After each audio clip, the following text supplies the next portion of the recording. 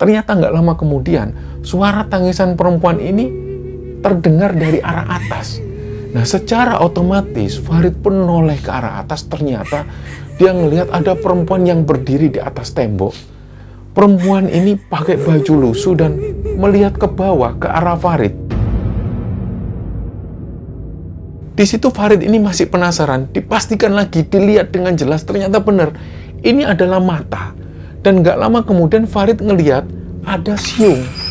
Nah, dari situ Farid bisa melihat dengan jelas bahwa yang dilihat Farid waktu itu ada makhluk ini penampakannya seperti babi hutan. Ada siungnya, tapi ukurannya besar sekali.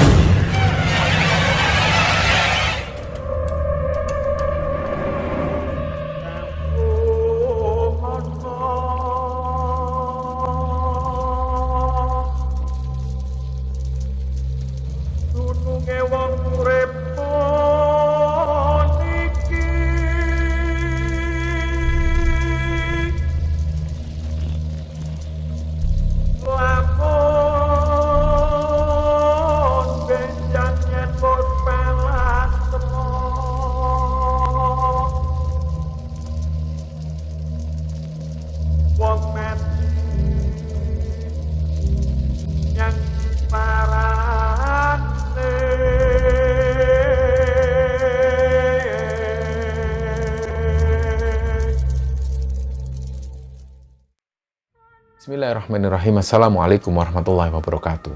Sobat Kemara Sunyi dimanapun berada, pada kesempatan kali ini kami akan menceritakan sebuah kisah yang dibagikan oleh Sobat Kemara yang bernama Farid. Sebelum kita masuk ke ceritanya, untuk teman-teman yang nonton tayangan ini dan belum subscribe, jangan lupa untuk subscribe lebih dulu agar channel Kemara Sunyi ini lebih berkembang lagi dan kami lebih bersemangat lagi dalam membuat konten-konten terbaru di Kemara Sunyi. Dan untuk teman-teman yang telah mendukung kami sejauh ini, kami mengucapkan terima kasih banyak. Semoga amal kebaikan teman-teman dibalas kebaikan berlipat oleh Allah Subhanahu wa Ta'ala.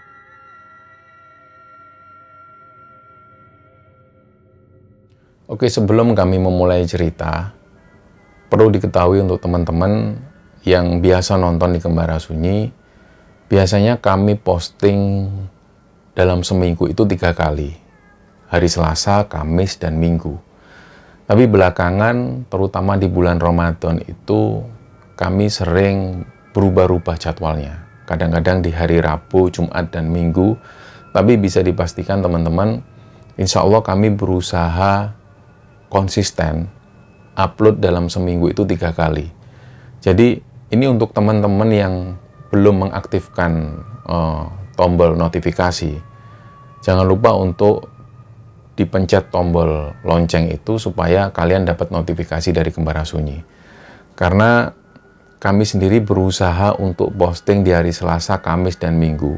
Tapi kalaupun kami nggak bisa memenuhi, kami akan posting di hari lain. Tapi kami berusaha untuk selalu posting 3 kali dalam seminggu. Nah, cerita yang akan kami ceritakan ini adalah cerita kiriman dari Sobat Kembara yang bernama Farid. Farid ini asalnya dari Jawa Timur, tapi dalam hal ini dia nggak mau menyebutkan nama kotanya, karena dia nggak mau teman-teman yang masih kerja di sana ini akhirnya jadi tahu bahwa cerita ini diceritakan di Kemara Sunyi. Farid nggak mau ada kondisi yang tidak enak antara dia dan teman-temannya yang masih kerja di sana. Nah, meskipun cerita ini kejadiannya sudah lama sekali, sudah di sekitaran tahun 2014, tapi Farid masih menjaga hal ini supaya jangan sampai teman-temannya atau terutama pihak yang bersangkutan itu tersinggung. Nah, ceritanya di tahun 2014 itu Farid baru lulus sekolah dari sebuah SMK. Dia dulu sekolah di sana mengambil jurusan perhotelan. Begitu dia lulus sekolah, dia langsung mengirimkan lamaran-lamaran pekerjaan itu ke hotel-hotel yang ada di kotanya ini. Total ada sekitar 10 hotel. Dia sudah memasukkan lamaran ke 10 hotel. Dan 2 hari setelah itu ternyata ada panggilan. Nah, panggilan ini dari sebuah hotel yang Farid sendiri ini nggak tahu. Karena dia sudah lupa hotel-hotel mana aja yang dia kirimi surat lamaran itu. Dia akhirnya mendatangi lokasi tersebut. Nah, lokasi ini ternyata bukan di sebuah hotel, tapi dia interview di sebuah perumahan. Ada sebuah komplek perumahan yang lumayan besar di sana. Dia datang ke sana, dan rumah ini cukup besar, dijaga oleh satu orang security. Ternyata pas waktu Farid ini datang, sudah banyak sekali pelamar-pelamar itu yang antri di situ. Farid pun menunggu antrian, dan sekitar jam setengah 1 siang, dia dipersilakan masuk dan memulai interviewnya. Seperti biasa, yang dipertanyakan adalah seputar pengalaman, karena Farid sendiri belum punya pengalaman, dia baru lulus. Singkat cerita, ternyata nggak sampai nunggu lama, Farid sudah dipanggil lagi. Dia akhirnya disuruh kerja di hari Senin. Jadi hari itu, pas waktu Farid datang ke interview ini adalah hari Kamis. Dan hari Seninnya dia sudah langsung disuruh kerja. Nah, hari Senin, waktu itu dia pakai kemeja putih dan bawahan hitam, celana hitam, dia berangkat menuju hotel. Ternyata lokasi hotel ini nggak jauh dari pasar induk. Ada pasar induk di sana yang ramenya itu selalu di malam hari. Banyak sekali orang-orang yang kulaan di sana, membeli sayur dan lain sebagainya, dan terutama pasar ini aktif atau rame di malam hari.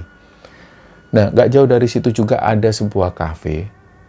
Dulu Farid ingat, dia pernah ke kafe tersebut, tapi pas dia datang ke kafe itu, dia belum melihat adanya hotel yang sudah berdiri di sini. Jadi pastinya hotel ini berdiri di sekitaran tahun 2010 ke atas, nggak mungkin 2010 ke bawah. Nah, persis di samping hotel itu ada pabrik cat. Pabrik cat ini adalah pabrik cat tua yang sudah berdiri dari zaman-zaman kemerdekaan itu. Di sekitaran tahun 50-an pabrik cat ini berdiri dan bangunannya masih terlihat sangat tua. Jadi akhirnya Farid masuk di sana, dia ketemu dengan supervisornya. Supervisor ini menyuruh Farid jalan-jalan mengitari hotel tersebut dan dijelaskan oleh satu orang yang bernama Tono, rekan kerjanya. Mulailah Farid ini jalan-jalan, dia awalnya nggak ngeh bahwa hotel ini adalah hotel esek-esek. Dia belum nyambung waktu itu. Pas waktu diajak jalan-jalan oleh Tono ini, Tono nggak banyak cerita tentang hotel ini. Tapi yang ditanyakan oleh Tono, Farid ini apakah seorang penakut atau enggak? Jadi Tono sempat tanya, Rid, kamu ini orangnya penakut atau enggak? Ya, Farid menjawab dengan seadanya bahwa dia juga termasuk penakut. Tapi yang gimana penakutnya? Dia tanya ke Tono, memangnya kenapa? Akhirnya Tono menjelaskan, kalau kamu ini termasuk orang yang penakut, jangan harap kamu kerasan kerja di sini. Karena lokasi di sini ini angker. Persis di sebelah hotel ini adalah pabrik tua. Pabrik cat yang sudah berdiri dari tahun 50-an. Banyak sekali cerita-cerita miring yang berasal dari pabrik cat tua ini. Jadi kalau kamu pas jaga shift malam, Rit, kamu harus hati-hati. Dan bisa dipastikan kalau kamu orangnya penakut, kamu nggak bakal kerasan kerja di sini. Nah, dia pun berjalan-jalan, sampai pada akhirnya ada pelanggan yang datang. Nah, tamu hotel ini naik mobil. Mobilnya itu langsung masuk ke garasi. Dan garasi ini ditutup. Dari sinilah Farid langsung paham, waduh, ini hotel esek-esek, ini hotel, nggak tahu hotel kelas apa, yang jelas ini hotel untuk orang-orang yang mesum, orang-orang maksiat. Nah, setelah dari situ dia tanya ke Tono, Ton, ini hotel esek-esek ya? Tono itu tersenyum kejut. Lah, kamu ngelamarnya gimana? Kok kamu baru tahu? Kamu ngelamarnya gimana di sini? Ya, Farid menjelaskan dia cuma ngelamar waktu itu dia lihat di koran ada lowongan pekerjaan di sebuah hotel. Dia nggak tahu bahwa ini adalah hotel esek-esek. Nah, Tono juga mengiyakan bahwa ya memang benar ini hotel esek-esek. Dari situ Farid itu sudah agak ogah-ogahan. Jadi karena waktu itu dia sudah diterima kerja di sana, dia memaksakan, akhirnya dia kerja. Seharian itu dia jalani, sekitar jam 5 sore, Farid pun pulang. Pada saat di rumah karena dia gelisah, dia ceritakan hal ini ke ibunya. Bu, sebenarnya aku ini kerja di hotel, bukan hotel yang biasa-biasa seperti itu. Hotel gimana? Ini hotel esek-esek itu loh, Bu. Yang kalau ada orang bukan pasangan suami istri dia ke sana. Ya Allah, astagfirullah, ibunya itu kecewa. Wis toleh, nggak usah dilanjutkan kerja ke sana. Sudah, kamu keluar aja lah, cari kerja yang barokah, yang halal. Kalau memang ini tempat maksiat, apakah kamu nggak malah kena dosanya juga? Sudah, kamu keluar. Nah, setelah mendengar penjelasan dari ibunya itu, Farid mulai berpikir, ya sudahlah, besok pamit aja ke supervisor. Keesokan harinya, ketika dia datang ke tempat kerja, dia langsung mendatangi supervisor. Dia menjelaskan bahwa dia mau resign. Ternyata supervisor ini nggak setuju. Dia menjelaskan ke Farid, kalau memang kamu mau resign, tunggulah 1 bulan. Setelah kamu gajian, kamu boleh keluar. Kalau kamu keluar mendadak seperti ini, pihak perusahaan akan mengenakan denda atau sebuah penalti. Nggak bisa seperti itu, kerja nggak bisa enak-enakan seperti itu. Toh kamu sendiri yang melamar ke sini. Akhirnya Farid pun diem. Ya sudahlah, akhirnya dia kerja lagi. Sampai sore hari, dan ada kebiasaan di sana, ternyata teman-teman yang kerja di sana, pas waktu istirahat, mereka ini nongkrong di pojokan hotel. Di pojok itu ada bangku yang terbuat dari kayu. Mereka duduk-duduk di sana dan bersandar di tembok yang berbatasan langsung dengan pabrik cat tua itu.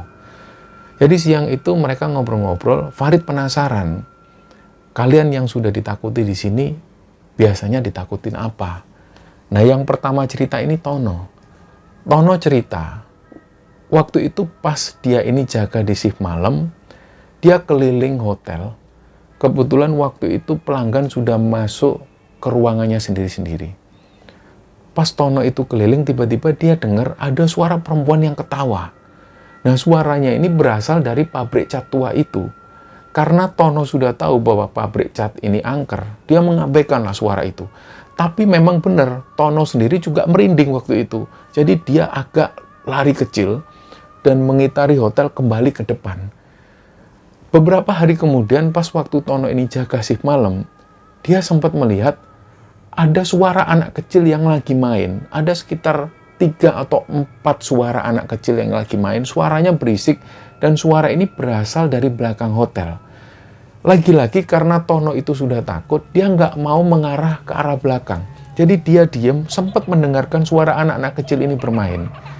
Hal itu terjadi sekitar 2 menitan, dan setelah itu suara anak-anak kecil ini nggak terdengar lagi. Setelah Tono ini cerita, ada lagi 1 orang yang cerita namanya Andi. Ternyata cerita Andi ini lebih ekstrim lagi, lebih menyeramkan lagi.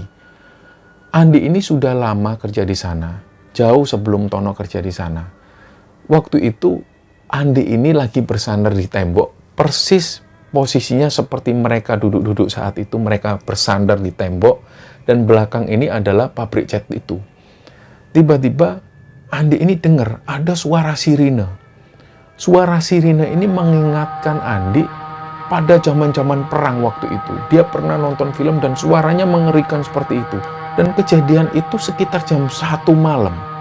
Jadi Andi waktu itu sampai gemetaran, ini siapa yang membunyikan sirine semacam ini pada jam 1 dini hari?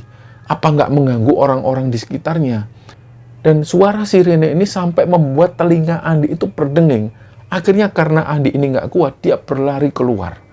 Begitu sampai di luar, dia heran karena orang-orang yang ada di depan, termasuk security dan lain sebagainya, masih ketawa-ketawa, mereka cerita-cerita. Andi tanya, "Loh Pak, sampean ini nggak dengar apa ada suara sirine dari belakang?" Nah, orang-orang itu agak heran, suara sirine apa? Loh masa bapak-bapak ini nggak dengar? Nggak ada suara apa-apa. Barulah mereka menjelaskan bahwa sesekali memang ada orang yang mendengar suara sirine.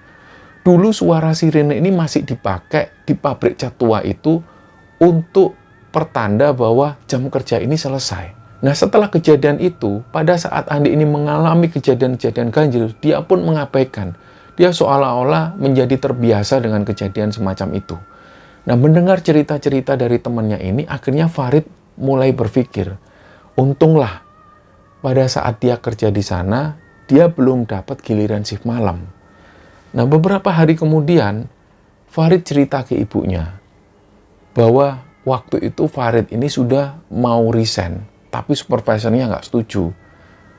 Ini Bu, daripada aku ini kena penalti, kena denda, lebih baik kerja ini tak tuntaskan sampai 1 bulan ya Bu. Ibunya pun diam, menandakan kalau ibunya ini juga setuju. Ya sudahlah, mau gimana lagi, daripada kamu kena denda, masa kerja malah kena denda. Akhirnya dilanjutkanlah kerja ini. Sekitar 1 minggu kemudian, giliran Farid ini yang dapat shift malam.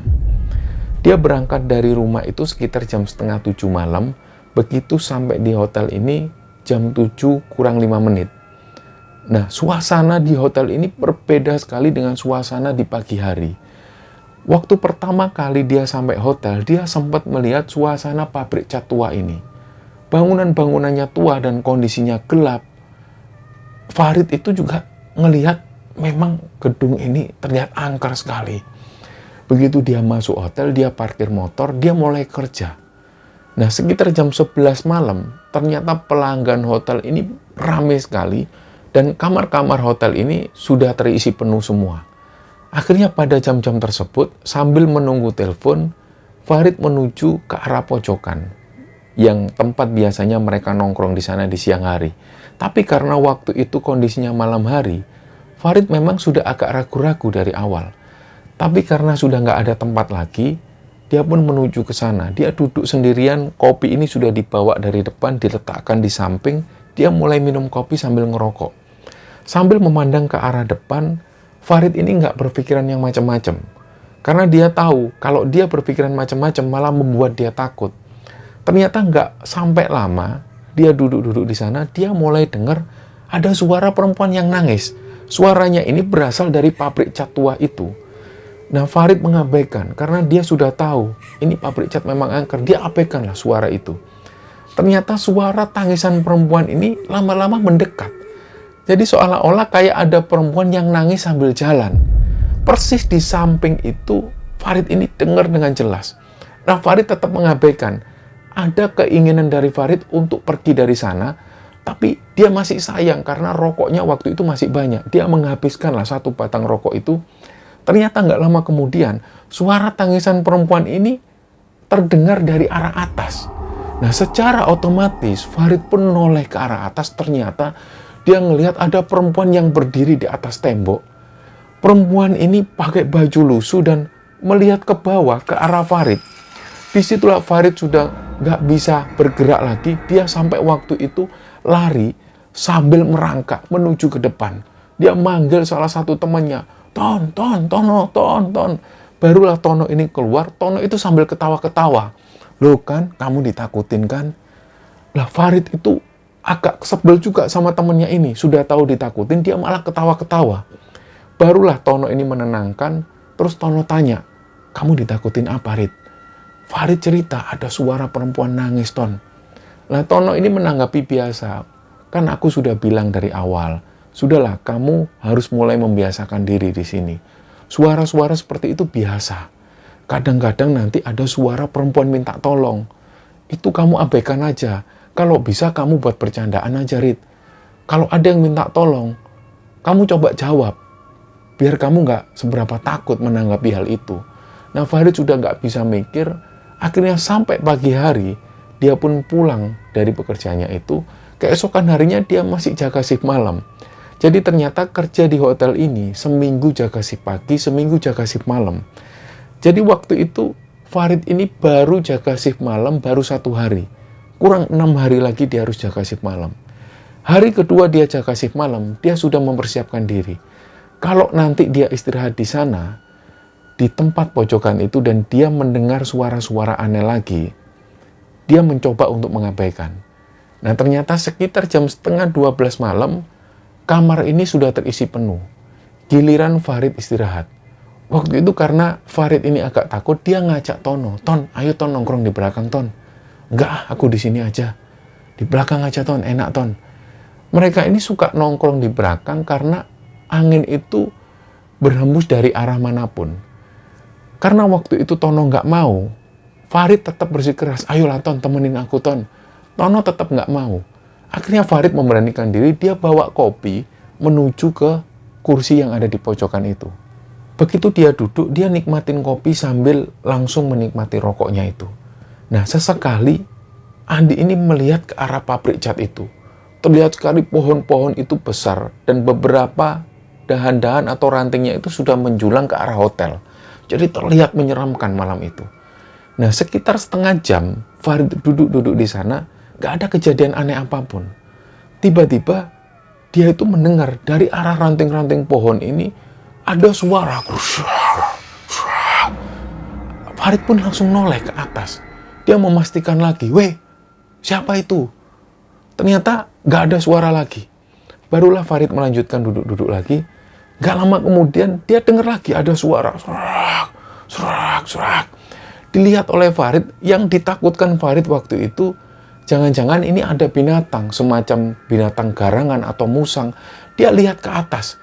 Karena dia takut kalau sewaktu-waktu binatang ini jatuh, Farid pun berdiri, dia agak menjauh.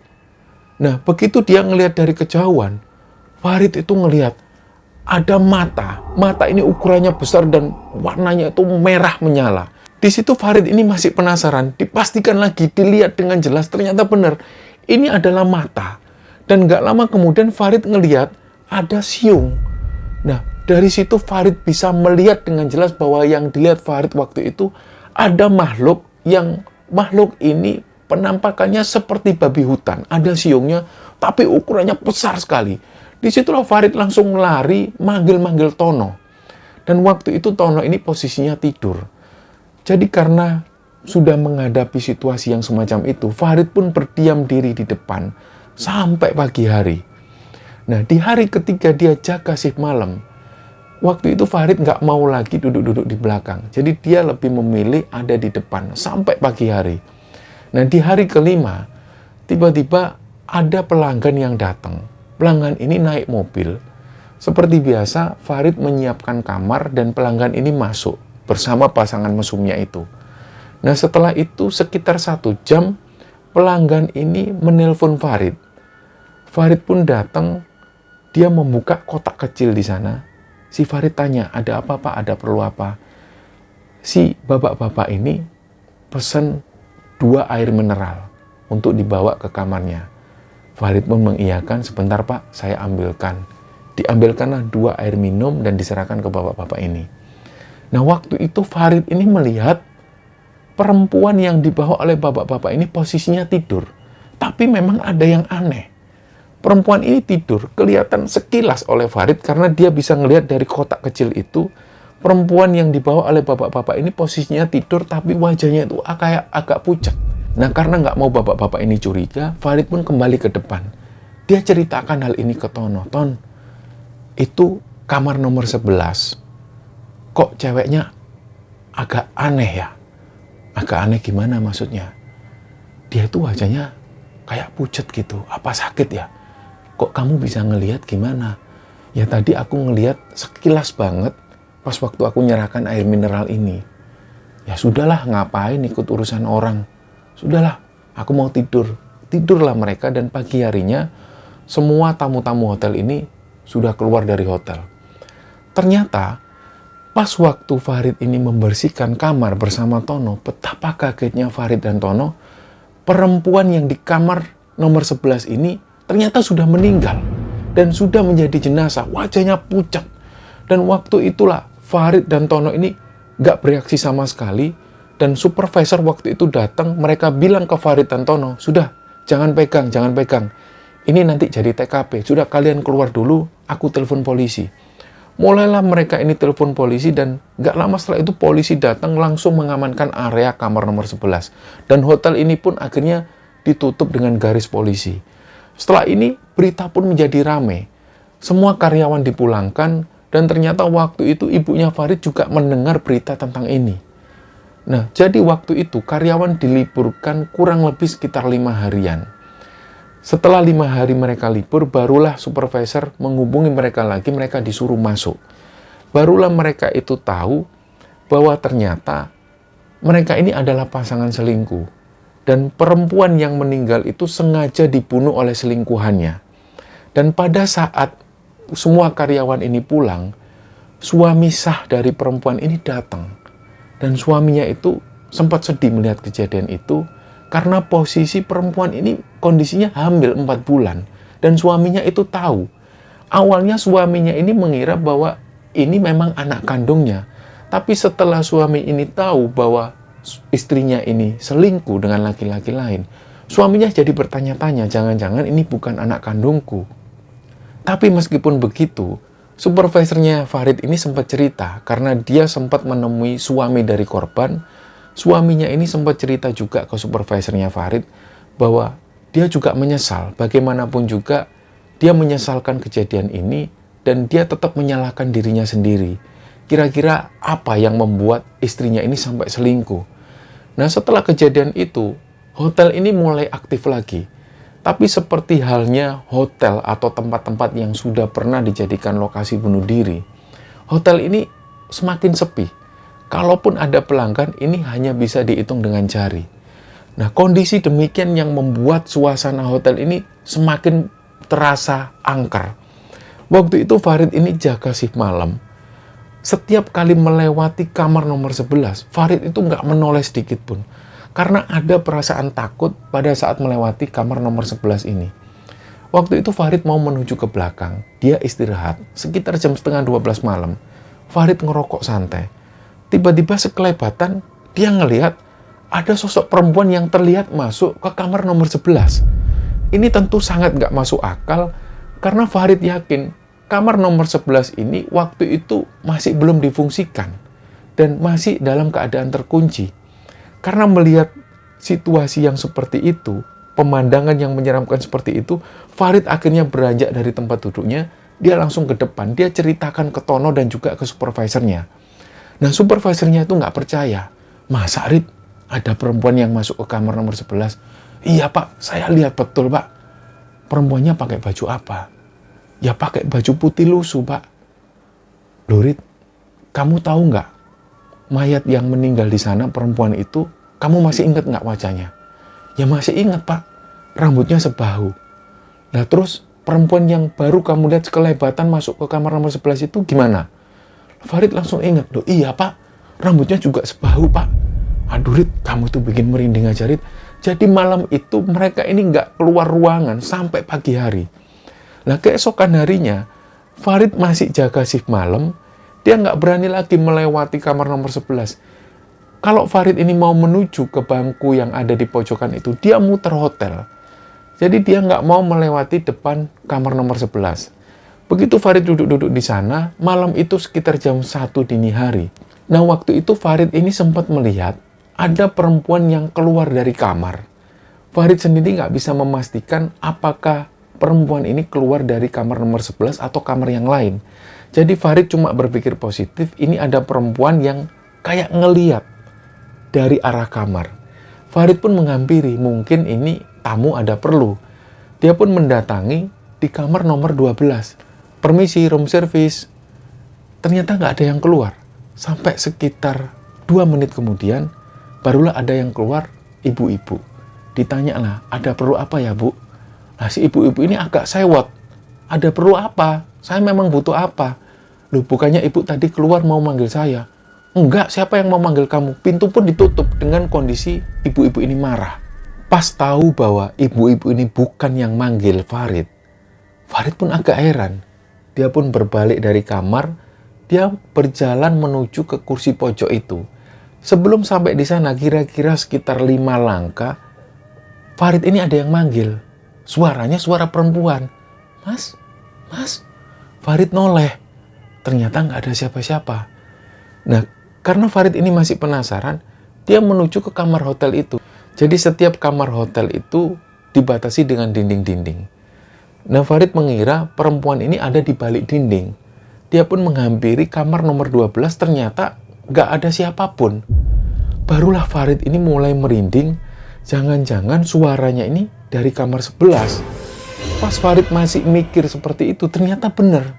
Ada suara di balik dinding itu. Mas, mau minta tolong, Mas. Farid itu langsung merinding. Tapi secara bersamaan, dia ini tetap memberanikan diri.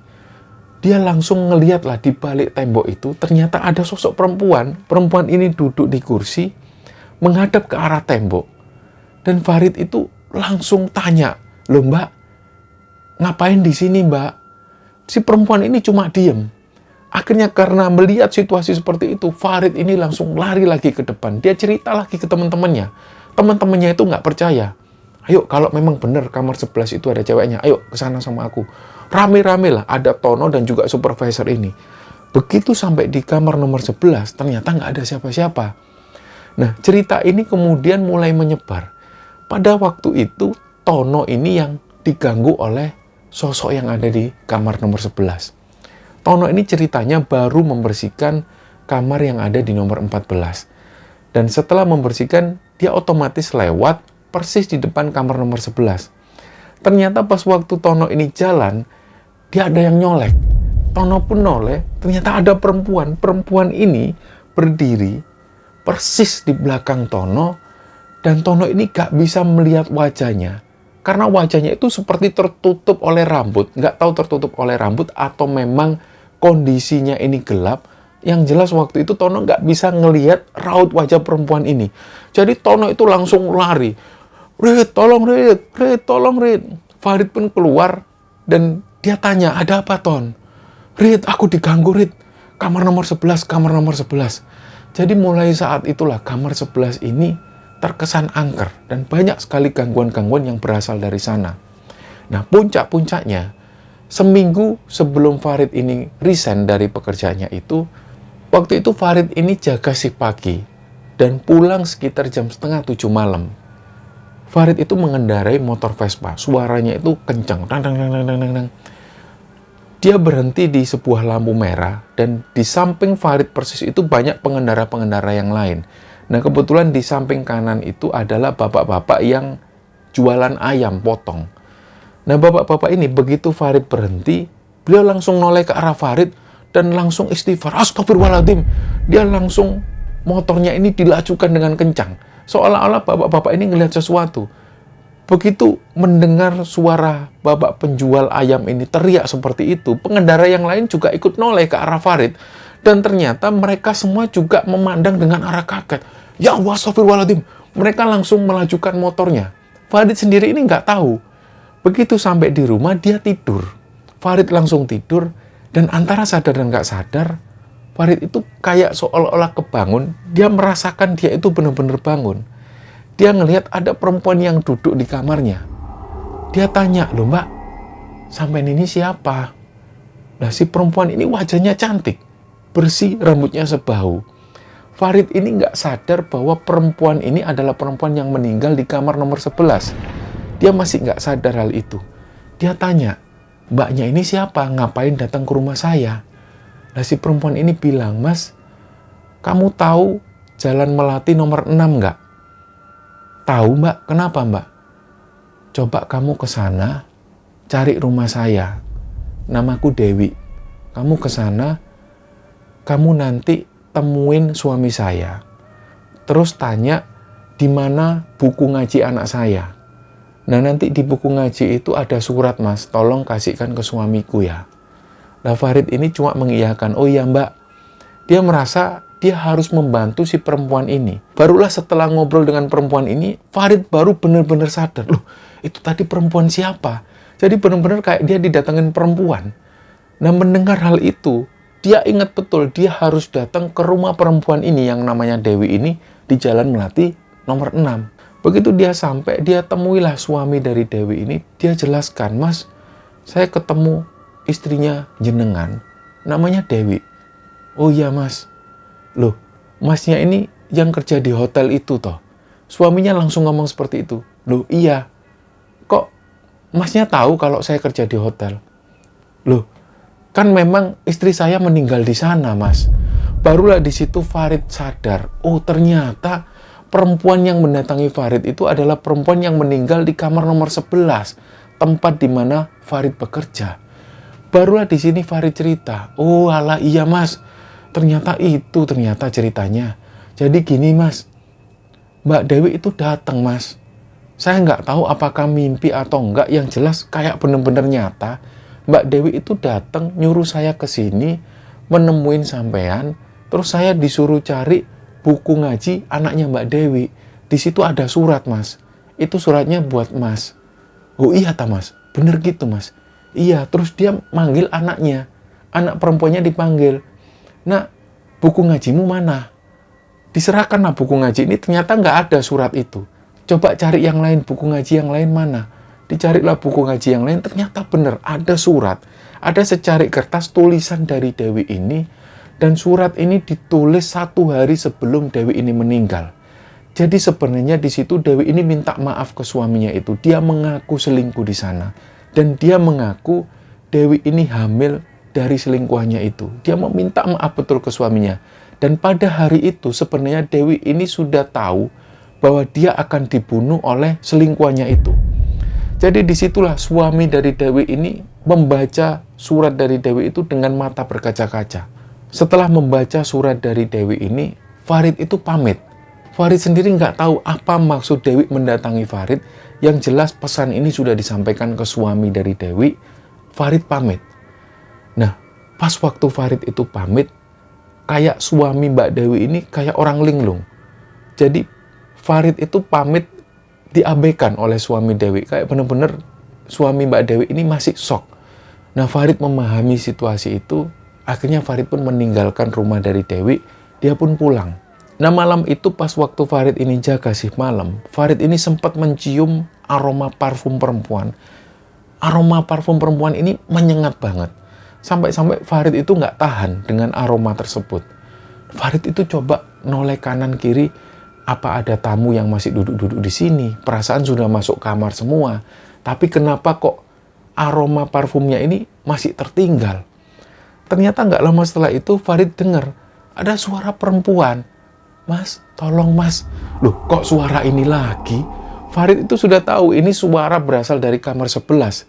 Dan pas waktu Farid menghampiri kamar nomor 11, dia ingat bahwa korban yang meninggal ini namanya Dewi.